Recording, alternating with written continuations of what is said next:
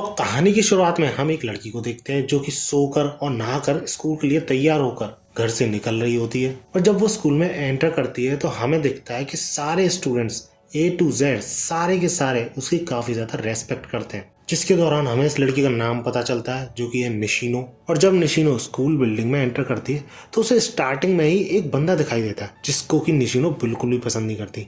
और हम साफ देख सकते हैं क्यों, क्योंकि ये बंदा कंप्लीटली इग्नोर करता है हमेशा निशिनो को, इतना कि बंदे को उसका नाम तक याद नहीं रहता निशिनो की सेम क्लास में होते हुए भी। बट क्योंकि निशिनो काफी पॉपुलर बंदी थी तो उसकी पढ़ाई उसके एड्स में काम करने की वजह से पीछे रह जाती थी, तो इसी वजह से उसको स्कूल में काफी लेट तक रुकना पड़ता है एक दिन। इसके बाद जब वो इतनी रात में अकेले घर की तरफ जा रही होती है तो उसका सामना होता है दो गुंडों से जो कि उसे किडनैप कर लेते हैं, ऑफ कोर्स पैसों के लिए। और ये चीज बंदी के साथ पहली बार नहीं हो रहा होता है, जब वो बहुत छोटी थी तब भी उसके साथ ऐसा हो चुका है, जिस वजह से वो काफी ज्यादा डर जाती है। और उन्हीं गुंडों में से एक उसके साथ जबरदस्ती भी करने की कोशिश करता है, बट सही टाइम पे मास्क पहनकर कागेनो निशिनो को बचाने पहुंच जाता है और वो अपना नाम स्टाइलिश थग स्लेयर बताता है। और कागेनो इतना कहते ही उनमें से एक गुंडे को वहीं के वहीं ढेर कर देता है, बट क्योंकि उनमें से एक एक्सपेल्ड मिलिट्री ऑफिसर था तो वो थोड़ा भारी पड़ता है कागेनो पर, डैमेज ही पहुंचाता है कागिनो को। बट एट दी एंड कागिनो सिर्फ हाई स्कूलर होते हुए भी उस मिलिट्री ऑफिसर तक को हरा देता है, और वो भी बिना कोई जेन्युइन हथियार के, सिर्फ बार्स के थ्रू। बट इतना सब कुछ कागिनो के करने के बावजूद वो अपने आप से जरा भी खुश नहीं होता है। और इस इंसिडेंट के कुछ ही दिन बाद न्यूज आती है कि कागिनो मर चुका है एक ट्रक एक्सीडेंट में। एंड एट दी एंड हमें कागिनो की बैक स्टोरी बताई जाती है कि बाकी सारे बच्चों की तरह वो भी एक हीरो बनना चाहता था, लेकिन उन सब में और कागिनो में एक अंतर था। बाकी सब बड़े होते होते इन सारे सपनों को भूल जाते हैं, लेकिन वो अभी भी इन सब चीजों से अटैच्ड था काफी ज्यादा। और इसी वजह से उसने कई तरीके की फाइटिंग स्टाइल्स भी सीखी जिसकी हेल्प से वो किसी को भी डेर कर सके। और ऐसा नहीं है वो ये सब शो ऑफ के लिए करना चाहता था, वो तो इवन ये चाहता था कि वो सबके पीठ पीछे ये सब करे, किसी को पता ना चले, फिर भी वो ऐसे काम कर सके। बट एक बात वो ढंग से समझता था कि वो कितनी भी बैटल स्किल्स एक्वायर कर ले, कुछ भी सीख ले, लेकिन न्यूक्लियर अटैक जैसी चीजों को तो अवॉइड नहीं कर सकता ना। अब कागिनो की ट्रक एक्सीडेंट से मौत होने की वजह से उसका पुनर्जन्म होता है दूसरी फैमिली में, और बंदा लिटरली रो नहीं रहा होता है पैदा होने के बाद भी, जिस पे उसके मम्मी पापा थोड़ा शॉक हो जाते हैं। बट सरप्राइजिंग बात यह है कि उसके पास ह्यूमन वर्ल्ड की मेमोरीज भी होती हैं, और जिस वर्ल्ड में उसका पुनर्जन्म हुआ है उस वर्ल्ड में मैजिक भी यूज करा जा सकता था, जो कि ह्यूमन वर्ल्ड में ड्रीम्स और फेरी टेल्स में ही आता है। इसके बाद हम ये देखते हैं कि कागिनो काफी ज्यादा पावरफुल तो होता है, लेकिन वो अपनी पावर्स किसी को दिखाता नहीं है, समों के सामने एवरेज बनकर ही रहता है। और इसमें हेल्प करती है उसकी सिस्टर जो कि काफी ज्यादा टैलेंटेड थी। और जब वो एक रात बैंडिट्स यानी लुटेरों को मार रहा होता है, उन्हें सबक सिखा रहा होता है, तो उन्हीं बैंडिट्स के सामान में कागिनो को एक अजीब सा क्रिएचर मिलता है जो कि पजेस्ड होता है और मैजिकल पावर से ओवरलोडेड रहता है, जिसके बाद वो इस क्रिएचर को अपने साथ ले आता है। अब ऐसा नहीं है वो उसकी मदद करना चाहता था, वो सिर्फ उस क्रिएचर की बॉडी पे एक्सपेरिमेंट करना चाहता था कि क्या वो किसी भी क्रिएचर की मैजिकल पावर को कंट्रोल कर सकता है। और 1 महीने के एक्सपेरिमेंट के बाद वो उस क्रिएचर की मैजिकल पावर्स को स्टेबल करने में कामयाब हो जाता है। और ऐसा करने पर उसी क्रिएचर में से निकलती है एक बहुत ही सुंदर लड़की जो कि एक ह्यूमन ना होकर एल्फ होती है। अब क्योंकि यार कागिनो हीरो की तरह लाइफ जीना चाहता था, तो वो मन गढ़ंत एक ऑर्गेनाइजेशन बताता है जिसने कि उस लड़की पे वो कर्ज डाला था, और कागिनो उसे अपने साथ ज्वाइन करने का ऑफर भी देता है कि लड़ेगी उसके साथ वो, जिसपे वो हाँ कर देती है क्योंकि कागिनो ने उसकी जान जो बचाई थी। बट जहाँ कागिनो इस सबको खेल की तरह ले रहा था, वो लड़की यानी वो एल्फ इस सबको बहुत सीरियसली लेती है, और इसी के साथ उस लड़की का नाम एल्फा पड़ जाता है।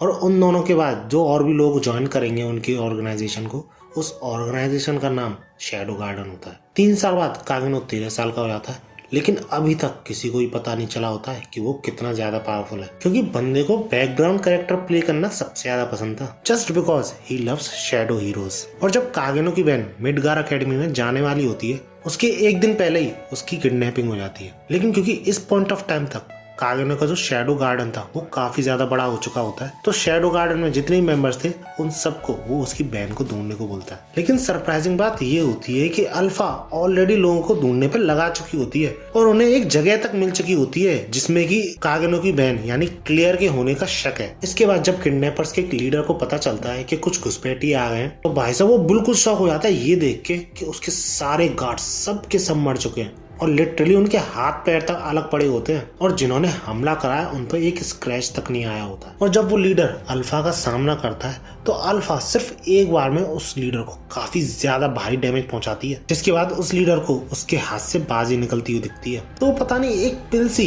खा लेता है और भाई सब तगड़ा पावर अप करता है, जिसके बाद ऐसा लगता तो है कि काफी अच्छी खासी टक्कर देगा वो अल्फा को, लेकिन अल्फा बिल्कुल भी शौक में नहीं होती है। जिसके बाद वो लीडर भागने की कोशिश करता है, लेकिन उसे नहीं पता था कि वो किससे टकराने वाला है। और जब इस लीडर का कागुने से सामना होता है तो कागुने बड़ाई तो करता है कि तुम्हारे पास काफी अच्छा खासा मैजिक है, लेकिन तुम्हें यूज करना नहीं आता। और बंदा लिटरली एज में इतना डिफरेंस होते हुए भी उसके साथ खेल रहा होता है और उस लीडर को घुटनों पे ला देता है। जिसके बाद उस लीडर के पास कोई रास्ता नहीं बचता, इसलिए वो सारी पिल्स एक साथ खा लेता है। जिसके बाद वो काफी ज्यादा पावरफुल अटैक्स तो करता है, लेकिन कागुने को कोई भी फर्क नहीं पड़ रहा होता है यार। वो सिर्फ एक झटके में यानी एक बार में उस बंदे के होश ठिकाने लगा देता है, मतलब खत्म कर देता है। लेकिन ऐसा नहीं था, उसकी आइडेंटिटी रिवील हो गई थी। उसने अपनी बहन को रेस्क्यू कर लिया था। वो सिर्फ सारे लोगों को वहाँ पे मार देता है। उसकी बहन अपने आप वापस घर पहुंच जाती है। जिसके बाद अगली ही सुबह उसकी बहन एकेडमी के लिए निकल जाती है, क्योंकि मैजिक के थ्रू चोटें भी काफी जल्दी हील होती हैं। जितना ज्यादा मैजिक किसी के पास उतनी ही जल्दी चोटें हील होती हैं। बट इसी के बाद कहानी में एक ट्विस्ट देखने को मिलता है। वो जितनी भी लड़कियां थी जिनको भी रेस्क्यू करा था शैडो गार्डन ने, वो सब कागनो को गुड बाय बोलती हैं, यानी छोड़कर जा रही होती हैं। जिसपे कागनो बिल्कुल शौक, पर वो समझता था ज्यादातर लोग बचपन में ही वो सब चीजें सोचते हैं, हीरो और बुराई से लड़ना ये सब, लेकिन बड़े होने के बाद सब कुछ छोड़ देते।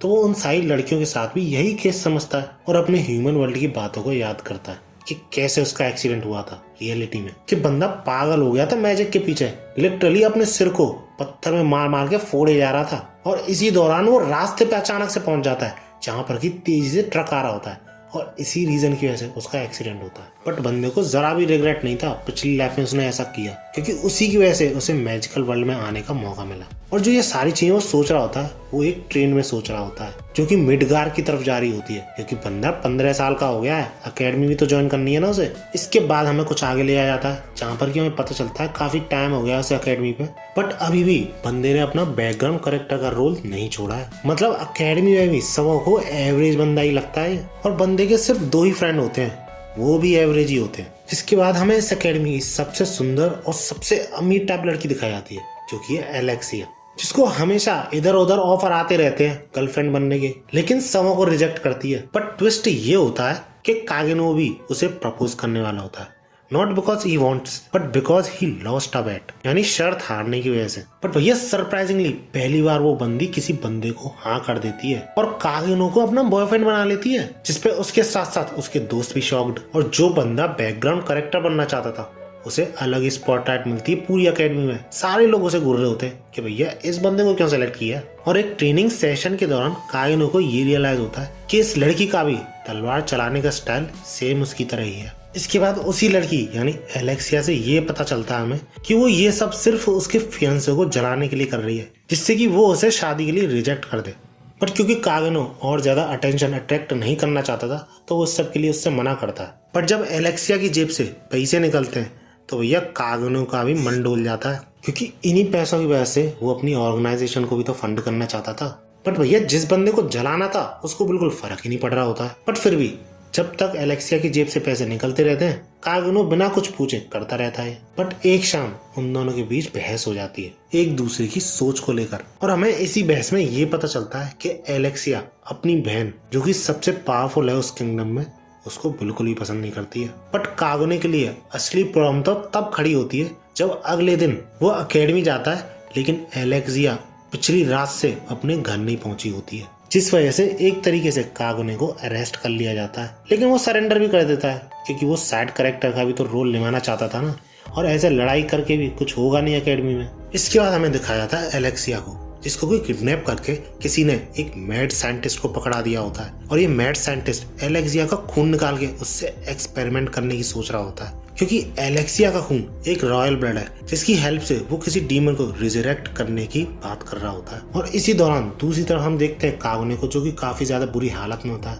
बंदे को टॉर्चर पर टॉर्चर करा जा रहा होता है, बट इंटरनली उसे कोई भी फर्क नहीं पड़ रहा होता है इस टॉर्चर से, जरा भी दर्द नहीं हो रहा होता है। इसके बाद हम देखते हैं एलेक्सिया की बहन को, जो कि पूरी कोशिश कर रही होती है एलेक्सिया को ढूंढने की, और साथ ही साथ जिस बंदे को एलेक्सिया जलाना चाह रही थी, यानी जो फियांसे बनने वाला था उसका, वो भी इसी कोशिश में होता है। अब 1-2 दिन टॉर्चर करने के बाद भी कागुने के मुंह से कुछ भी नहीं निकलता, क्योंकि ऑब्वियसली उसे कुछ पता ही नहीं था, तो उसे छोड़ दिया जाता। बट बंदे से नजर अभी भी नहीं हटाई जाती। बट स्टिल उसे कोई फर्क नहीं पड़ रहा होता और वो अपने घर की तरफ जा रहा होता। लेकिन तभी रास्ते में उसे एक अजीब औरत मिलती है, और वो औरत और कोई नहीं अल्फा होती है, जो कि उन 2 जासूसों को ठिकाने लगा चुकी होती है। इसके तुरंत बाद हम देखते हैं एलेक्सिया को, जो कि काफी ज्यादा बुरी हालत में होती है। इसके बाद शैडो गार्डन के सारे मेंबर्स एक एक करके रीयूनाइट करते हैं और एलेक्सिया को ढूंढना शुरू करते हैं। और इसी बीच कागुने को वही 2 नाइट्स मिलते हैं जिन्होंने उसको टॉर्चर किया था, जिनका पत्ता कागुने साफ कर देता है। इसके बाद हम देखते हैं उसी मैड साइंटिस्ट को, जिसको की भनक लग चुकी होती है कि उसके पीछे बहुत सारे लोग लगे हैं और काफी क्लोज है वो पकड़े जाने के, जिस वजह से जो एलेक्सिया के ब्लड का प्रोटोटाइप बना था वो उसका यूज एक फील्ड एक्सपेरिमेंट पर करता है। एंड एज ऑलवेज, जैसा कि हर कहानी में होता है, उस मैड साइंटिस्ट का एक्सपेरिमेंट उसी को मार देता है। बट शॉकिंग बात ये थी कि वो एलेक्सिया को फ्री कर देता है, और जब एलेक्सिया वापस बाहर निकलने की कोशिश कर रही होती तो उसे रास्ते में मिलता है वही बंदा जिसको भी जलाने के लिए उसने कागुने को अपना बॉयफ्रेंड बनाया था। और हमें ये रिवील किया जाता है कि जो पूरी फैसिलिटी है जहाँ पे एलेक्सिया को किडनैप करके रखा गया है वो उसी की है, और इसी ने उस मैड साइंटिस्ट की जो रिसर्च थी उसको फंड भी किया है, जिससे एलेक्सिया को गुस्सा तो आता है, लेकिन उसी के बाद थोड़ी खुश भी होती है वो कि इस बंदे के साथ शादी होने से तो पीछा छूटा मेरा।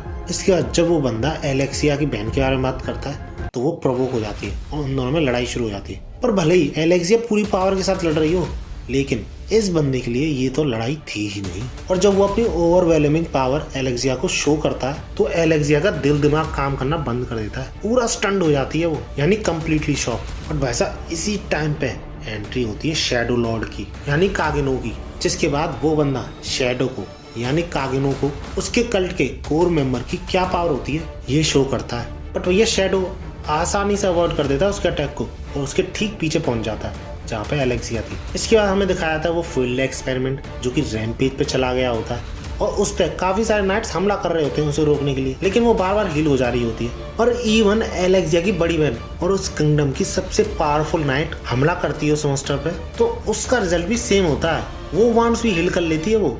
इवन उसका हाथ काटने पर भी पूरा हाथ दोबारा निकले आता है। जिसके बाद आयरिस सिर्फ एक सॉल्यूशन निकाल पाती है इस सारी सिचुएशन का, कि वो उस मॉन्स्टर के इतने छोटे छोटे हिस्से कर दे कि वो हील ही ना हो पाए। लेकिन ऐसा करते समय वहाँ पे एल्फा पहुंच जाती है, और भाई साहब वो इतना तगड़ा और इतना खतरनाक हमला करती है ना कि उस मॉन्स्टर के पीछे की सारी बिल्डिंग्स डिस्ट्रॉय हो जाती हैं। बट समहाउ वो मॉन्स्टर एक लड़की में कन्वर्ट हो जाता है। मतलब कुल मिला के अल्फा ने उसका कर्ज तोड़ा था, बट अल्फा ने जो अभी हमला करा था उस हमले की वजह से आयरिस अभी भी शौक में होती है कि भैया इतना ताकतवर और खतरनाक हमला ये है कौन। जिसके बाद अल्फा आयरिस से जाते जाते ये बोलती है कि तुम्हें कुछ भी करने की जरूरत नहीं है, सिर्फ बैठ के शो को एंजॉय करो, क्योंकि हम शैडो गार्डन है, अगर हमारे रास्ते में आए तो तुम्हारा खेल खत्म। इसी के तुरंत बाद हमें शैडो और उस कल्ट के कोर मेंबर की लड़ाई दिखाई जाती है, जिसमें वो बंदा जो होता है पूरी ताकत लगा रहा होता है, पूरा जोर लगा रहा होता है ऊपर से नीचे तक का, बट भैया शैडो को जरा सा भी असर नहीं पड़ रहा होता। वो पहले भी ऐसी तलवारबाजी कर रहा था और उस कोर मेंबर के पावर अप करने के बाद भी ऐसी ही तलवारबाजी कर रहा है। अब इसके बाद जब उस बंदे को और कोई रास्ता नहीं दिखता तो वो भी उन्हीं पिल्स को यूज करता है जिनको कि हमने पहले देखा था। ऑब्वियसली थोड़ी बहुत पावर तो बढ़ी जाती है, लेकिन ऐसा कोई मेजर इफेक्ट नहीं डाल पाता वो फाइट में। शैडो वैसे ही कैजुअल फाइटिंग कर रहा होता है, और जब वो कोर मेंबर अपनी उस पावर को ऑलमाइटी पावर बोलता है तो शैडो उसे अपनी पावर दिखाते हुए ये बोलता है कि तुम्हें ऑलमाइटी पावर का तिनका भर अंदाजा नहीं है। और भाई साहब ऐसा कहते हुए अपनी असली पावर दिखाता है, और इसको देख के तो मैं भी खुद शॉक हो गया था। और साथ ही साथ वो ये भी एक्सप्लेन करता है कि ये पावर न्यूक्लियर पावर जितनी पावरफुल है, यानी समझ रहे हो ह्यूमन वर्ल्ड में जो कागनों की इमेजिनेशन थी वो इस वर्ल्ड में रियलिटी है। और इन्हीं बातों के बाद जब इस पावरफुल अटैक के बीच वो कोर मेंबर अपनी तलवार से हमला करता है कागनों पे यानी शैडो पे, तो भाई साहब तलवार चकनाचूर हो जाती है, और सिर्फ 3 शब्द बोलने के साथ वो इस हमले को रिलीज कर देता है, जो कि है आई एम एटॉमिक। भाई साहब गूज़बम्स आ गए थे देखते समय, आई एम श्योर तुम्हें भी आए होंगे अगर देखी है सीरीज तो। और इतना ही नहीं, इस हमले के आफ्टर इफेक्ट्स इतने खतरनाक होते हैं कि एटॉमिक बम भी एक बार को बहुत छोटा लगता है इसके सामने। बट स्टिल इसी हमले के साथ शैडो अपनी छाप छोड़ जाता है, और ऐसे ही मैं भी इसी वीडियो के साथ अपनी छाप छोड़ देता हूँ तुम सबसे अलविदा लेते हुए। अगला पार्ट चाहिए तो कमेंट से जरूर बताना, और अपना सपोर्ट जरूर दिखाना लाइक करके, ज्यादा से ज्यादा सब्सक्राइब भी कर सकते हो अगर ऐसी ही वीडियोस फ्यूचर में देखनी है। और पागो